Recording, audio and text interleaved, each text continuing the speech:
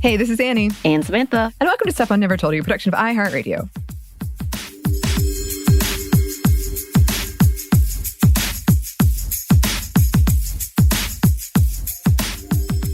And welcome to another sub segment of Fictional Women Around the World, where we are continuing our Star Wars celebration in honor of the 40th anniversary of Return of the Jedi and the 45th anniversary of A New Hope. And this is kind of like, as this comes out, kind of the 20s of May are when all these movies came out. So it feels like a very Star Wars-y time to me. Holly, friend of the show, huge Star Wars fan. Her birthday's around this time, and I always think of her. And so I'm just in a Star Wars state of mind, which is, like my usual, but whatever. Still. Also, I always appreciate you, Samantha, going along for this ride. You already heard me get a little worked up about this I had one to before. Stop you and be like, okay, let's record this because this is too much. Yes. I will say there are spoilers. I'll say massive spoilers for Mandalorian Season 3 if you haven't seen it. I have not seen it. But I've already been spoiled on it. I was spoiled on it before we decided to do this. So I'm not mad about it. But just know there are going to be, I did leave some things out, but you're going to be pretty spoiled. Okay. I'm ready. Yes. You can also see our Satine Kryze episode and our Sabine Rim episode, which we just had as a classic, and our Ahsoka episode, because the character we're talking about today, Bo-Katan Kryze, plays a big part in all of those. So check that out. I guess you could also see the one I did about toxicity in Mandalorian culture.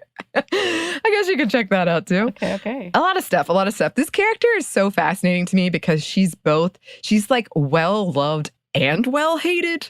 Bad, like a lot of people hate her, but a lot of people love her. I liked her from what I know of what I've seen thus far. And again, that's not including the Rebels last Mandalorian. And Attack of the Clones. Yeah. And yeah.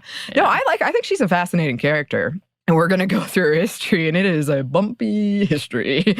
But that I've just always found that kind of interesting, is that she does have such a fan following. And then there's like a sect. And even the actor who plays her, Katie Sackhoff, has an interview that's kind of gone viral, at least in my circle. It probably hasn't. But in like the Star Wars circle, it's kind of gone viral, where she kind of breaks down the percentage of like 70% of people love her, 20% this, 10% this, and 5% this. But I'm going to talk about that a little bit more at the end. I also want to mention, this was a delight that I found out when I visited my mom on Mother's Day. She is in her Star Wars era. She has seen more than me.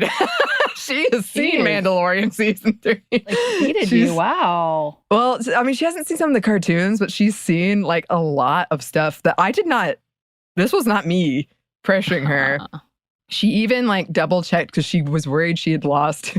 She uses my Disney Plus account, and she was worried she'd lost it and was like, no, I'm in the middle of this. You've got to fix it. And I was like, okay, we can work this out. I hear you. I've been there. We'll fix it. It was It's very, not very. lost. It's not lost. She was in the middle of Kenobi, I think, and she was like, I gotta know. I'm like, okay. It's probably, Kenobi's like one of the slowest of them. I know. I mean, like, you kind of know what happens. Right. But she was in it, man. She was in it, and I love it. Proud of her. I love it. It was so fun. We got to talk about like some really obscure Star Wars stuff. Oh, Has she watched the holiday special though? Yes, of course. Her watching the holiday special was one of the most fun Christmases I've ever had.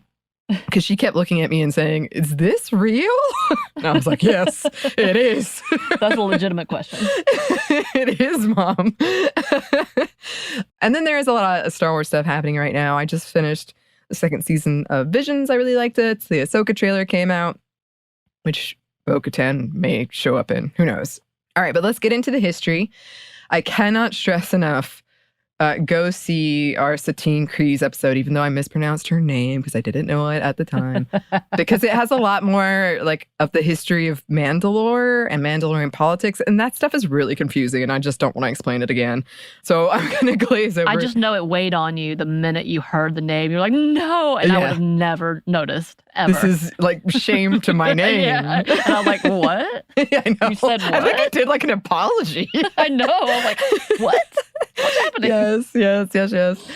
So Satine is Bo-Katan's sister. So they play big roles on it. They're kind of opposites in a lot of ways. Even in looks, they were designed to be opposite. And that's going to be throughout this. But she first appeared in the 14th episode of the 4th season of Star Wars The Clone Wars and in an episode called A Friend in Need. That came out in 2012. And the name apparently is a nod to Dave Filoni, who's creator, his wife's cat. Of course. Of course, obviously. He's ran out of real people, so he's going to name the cat. I mean, might as well. At this point, he has so many already dedicated, so might as well go for the pets now. Right. I do love kind of the contrast of Satine, Bo-Katan, name-wise. Yes, so Bo-Katan Kryze is voiced and played in live action by Katie Sackhoff. It was a big deal when she showed up in The Mandalorian Season 2, because she does kind of spot on look like her, but also that just doesn't happen very often where the voice actor plays the live action character. So it was a pretty big deal. She's a human Mandalorian princess and member of House Kryze, and she is opposed to her pacifist sister. Her sister is very pacifist in her political beliefs. She tried to steer Mandalore that way, but Bo-Katan was fascinated with the warrior past of Mandalore and Mandalorians. She spent most of her time growing up in the Mandalore system, which is kind of unique among Mandalorians as well, especially Mandalorians that grew up in that period. After the death of their father, Satine became the Duchess of Mandalore, while Bo-Katan inherited a set of armor passed down through their family through generations, and she swore the Mandalorian creed in the living waters of the mines of Mandalore.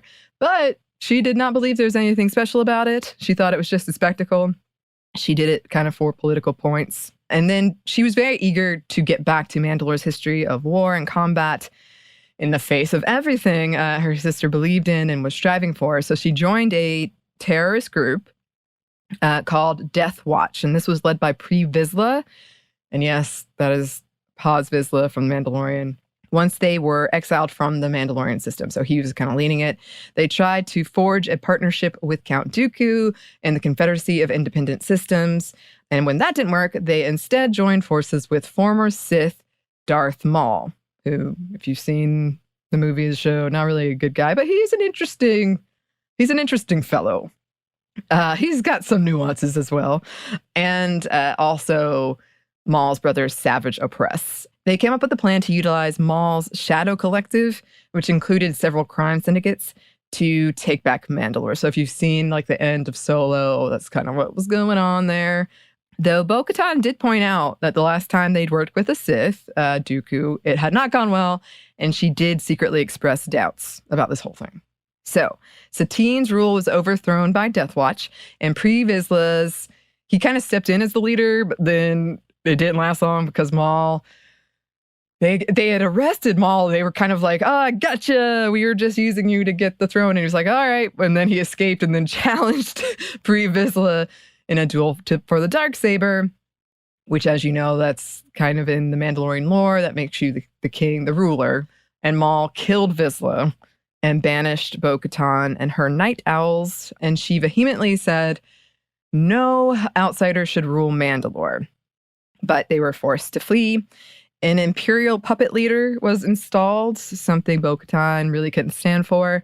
She realized that she'd messed up and helped free her sister and contacted a Jedi that had previously confronted Maul, Obi-Wan Kenobi. Mm-hmm. And yes, that is also Satine's love interest. Did I mention, for added drama, Mandalorians and the Jedi were ancient enemies? Whoa.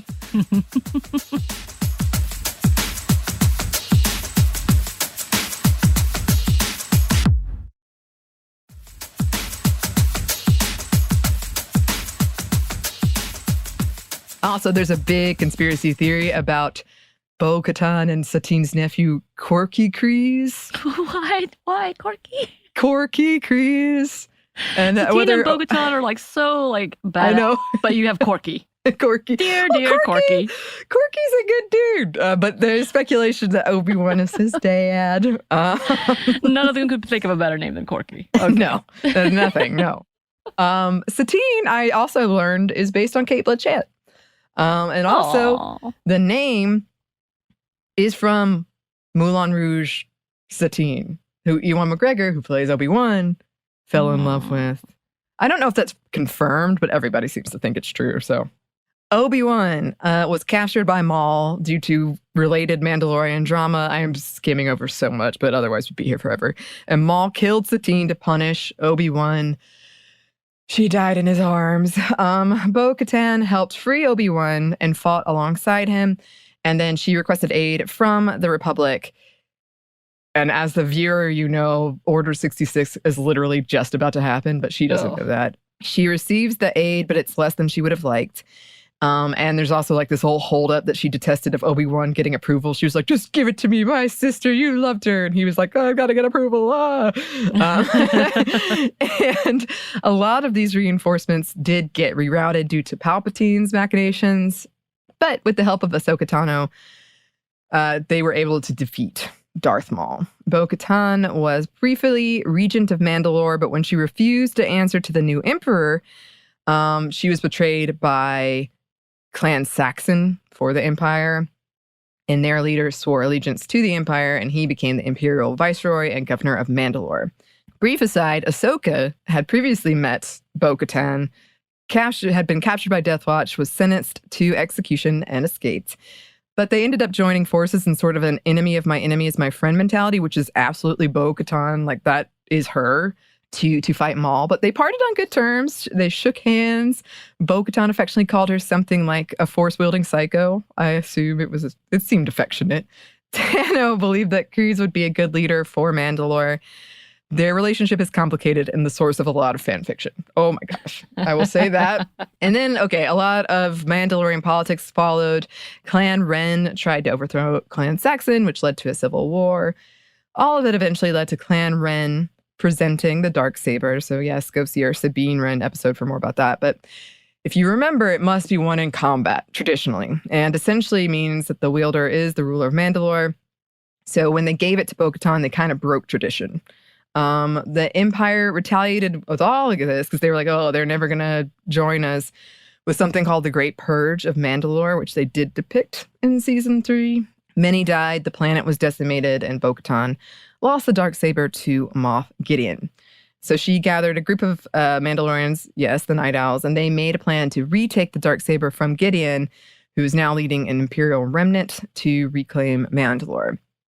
She met all of the Ghost crew from Rebels and strongly chastised Sabine Wren for making a weapon called the Duchess, after her sister, because it would destroy Mandalorian armor, which was considered sacrilege. They went on to work together to destroy it, with a Mandalorian Bo trusted, confiding he thought Sabine would be a good leader. Foreshadowing. Kryze and Wren were captured and tortured in this whole thing, but Sabine managed to reprogram the Duchess to target Stormtrooper armor. Instead, Sabine wanted to kill the traitor Saxon, but Bo warned her. She is called Bo for short. Bo warned her it would make her no better than the Empire, and it would not be honorable for a Mandalorian. And this is when Sabine and her mom told Bo, you would be a good leader. Here, have the Darksaber. Skipping ahead, she met the Mandalorian, Din Djarin. She promised to give him info on the Jedi he was searching for. In this case, she was promising info about Ahsoka, if he helped her in her quest to regain the Darksaber. And she later helped him rescue Grogu as a part of all of this, though she wasn't happy because she's like, look, I need to be the one that gets it from Gideon in combat, okay? And then because of circumstances, Din Djarin had to fight Moff Gideon, and he won the Darksaber, and she refused to take it from him even when he yielded, because she thought, kind of blamed herself because of everything that happened, believed it was because she hadn't won the blade and had been given it instead. After that, and this is where we're moving into season 3 spoilers, so just your final warning. After that, most of her colleagues abandoned her. So she gave up on reclaiming Mandalore and tried to retire on Kalevala, the home of House Kryze, and also the place she spent most of her time growing up. Mando, Din Djarin, shows up with Grogu, asking about the location of the mines of Mandalore, because he has to visit them to atone for breaking his creed, which he did by showing his face to someone not in his clan. She told him, like, don't bother, the planet is poisoned, but gave him the location, and he promised to tell her if it was in fact poisoned. Mm-hmm. And then Grogu came back piloting himself solo, and she was like, oh God, what happened here? So she went back to Mandalore with him. To her shock, the air was safe to breathe. She rescued Mando, who had been captured by like a cyborg thing, and she used the Darksaber to do that. They go to the living waters, and Mando recites his vow and then just falls into the waters. She goes to rescue him and sees the legendary Mythosaur, which you've seen the insignia of if you've seen the show. But Mando doesn't remember seeing it, and she doesn't tell him that she saw it. Imperials bombed her castle, and though she was willing to die fighting them, Mando convinced her to come with him to the enclave of his creed, instructing her to wear her helmet to make it less tense, because they really don't like it. They don't think you're a Mandalorian if you show your face. This is a whole thing. The armorer, who is kind of Mando's adoptive mother, agreed that he was a Mandalorian in her eyes once again, and asked Bo if she had bathed in the waters too. And she said, yeah, she had. And then the armorer asked, well, have you removed your helmet since then? And when Bo confirmed that she had been in the waters but hadn't removed her helmet since, the armorer decided she too was redeemed. And Bo was welcomed into the Enclave. Bo-Katan helped save a Mandalorian foundling, which just means kind of a kid. And this is the greatest honor of a Mandalorian, so she is praised even more. The armorer replaces her damaged armor. Bo asked not for the Night Owl symbol, but for the symbol of the Mythosaur. She also helped fight pirates off of Navarro, which is the planet Grief Karga is from, and where Mando's Enclave has spent a lot of time living. So then the armorer tells Bo to remove her helmet, telling her she represents all Mandalorians, those who follow the way, never removing their helmets, and those that don't, and that they would follow her in her quest to reclaim Mandalore. Also, I'm pretty sure the Darksaber was broken. What? Yeah. Some people were really mad about it because they were like, he finally gave her the Darksaber and it broke. And now it's useless. Like, it just, that big plot is gone. Okay, yeah. cool. But I haven't seen it, so I'm just saying what I've heard and read about. I'm pretty sure it's broken. So she's definitely not, she's going to be showing up a bunch. I'm sure we'll revisit this in the future. But in the meantime, I did want to briefly talk about some of the fan reaction that I have seen. So one of them was this kind of anger that she replaced Din Djarin, the Mandalorian. Fanboys being mad that she isn't f***able, or that they just want to f*** her. I guess they kind of feel like the whole plot was more about her and less about him. And they're like, but it's a show. And there's sort of like, there's good faith arguments to that and bad faith arguments to that. A lot of people were like, she should have had her own show because the season was mostly about her. But it's also called The Mandalorian. So, you know, I could see arguments either way. The behind every great man trope is certainly at play here because she's sort of like the one who's been pushing all along, like, we need to take Mandalore back, we need to get Mandalorians together, all this stuff. And he's just kind of like, you do it, which is legit. I wouldn't want to do it either. But, yeah, and it is also, some people have criticized that it's kind of like the technicalities of the Darksaber were being used too much with her story of like how you can get it and what ways like acceptable, which that's kind of like when you break it down, it gets messy. It gets really messy, but also kind of undermining of her character, of her serving as sort of a subplot to the Mandalorian's story, a dude story. This whole thing about the helmet, oh my gosh, you guys. The fighting about the helmet. This is where like the religious trauma, I'm telling you, we could do a whole thing about this. And then also some people criticize like Din Djarin does swear his allegiance to her, but has not really given development to show that he cares. So it's sort of like a hollow thing. Or that's what some people felt anyway.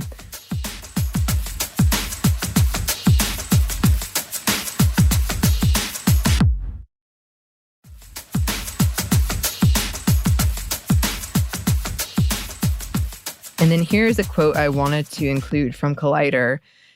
Having said that, The Mandalorian Season 3 essentially flipped protagonist. It's the inverse of the Book of Boba Fett, a series Din Djarin infamously took over halfway through in a clumsy, rushed move that wrecked all semblance of Season 2's emotional beats. Even though she's the anti-heroine turned heroine this franchise always needed, Bo-Katan distracted The Mandalorian's narrative focus in a way that epitomizes a continued lack of storytelling coherency within Star Wars television. Din deserves better from his narrative stewards, but so does the great Lady Kryze. Yeah. So that's kind of what I was complaining about to you before, is I just feel like a lot of these things have turned into, they don't commit to stuff. Oh. And then they also are kind of always... Is it just like an advertisement for the next show they want to create? That's what I feel like. Yeah. Because I mean, Ahsoka got dinged for that too when she showed up in The Mandalorian, where it was kind of like, oh, here's your backdoor pilot for this thing, or like, here's the advertisement for the next season of this thing. Which I think can be done in a way that works, but as so much of it, it does kind of like take over the narrative story or the focus. So I feel like it could be done like 1 or 2 episodes, not half the season. Right. And again, like I do think it could work, but that's one of my biggest critiques. And I was telling you, like, I feel like I can't complain about anything about Star Wars because there's so many terrible Star Wars fans, and they complain about things, but they're doing it in like a sexist, racist, or whatever way. And I don't want to be associated with them.